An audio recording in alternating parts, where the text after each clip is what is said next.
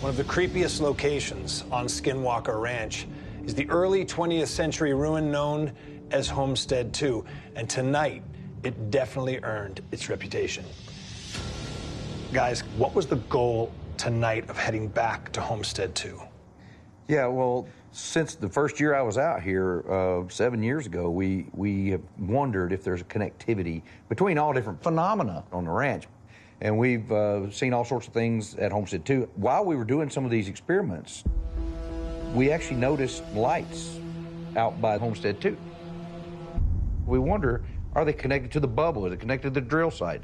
Fascinating to watch you guys return back to Homestead 2, given the ritual you went through with the Navajo shaman recently, Art Hardy. Yeah, that was one of the craziest nights so far here on the ranch.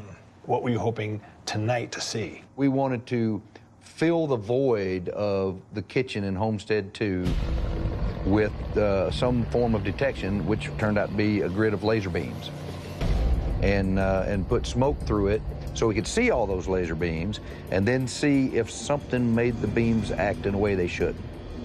We're also looking at thermal imaging system on the drone.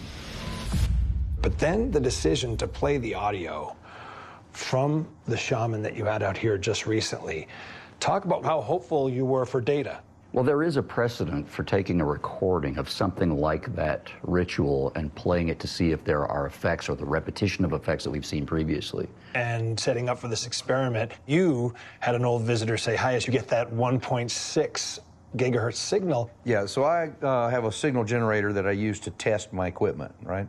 And I turned it on, and it was tuned to 1.607 gigahertz. And I was making sure that all my antennas were picking it up and the system was working properly. And then I turned it off and set it aside. Then that exact signal started coming back at me from somewhere, and I found that really interesting. I'm gonna try testing my signal generators. Hey, Eric, I'm running a test signal at 1.6 gigahertz. Let me know if you see it. Yeah, copy that, Travis. You know, I see a lot of hopping in that range. Copy that, Eric. I'm shutting off the signal generator now, so the signal should go away. Copy. I'm no longer seeing the 1.6 gigahertz signal. Okay, thank you.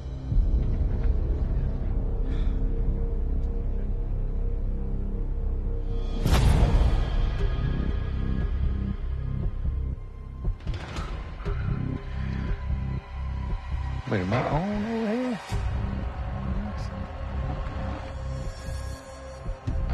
Hey, Eric, do you copy? Yeah, Travis, loud and clear. So be advised, I turned off my signal generator, and now there's a 1.6 Gigahertz signal.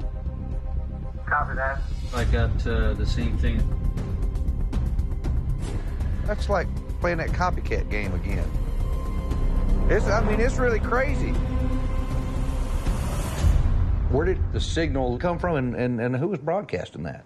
As this 1.6 signal emerges again, this hello or whatever it was, interestingly, as these lasers are turned on, you have Metaframe going, you're monitoring the whole thing, and you catch something that is quite interesting. Yeah, I'm actually using Metaframe with the camera systems on the south tower looking to the northwest. And what you're referring to is the appearance of some lights.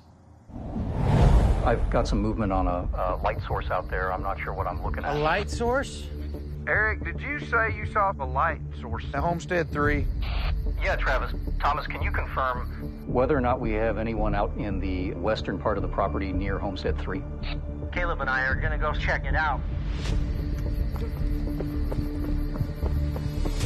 These are lights moving around at or very near that fence line that defines the property boundary.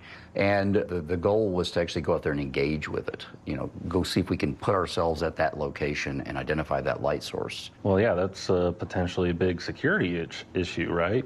That could potentially be someone trying to breach the property, so it's very serious. Yeah, the first thing is identify, is it human caused or perhaps could it be something else? And the faster we get there, the better the odds that we're going to find it.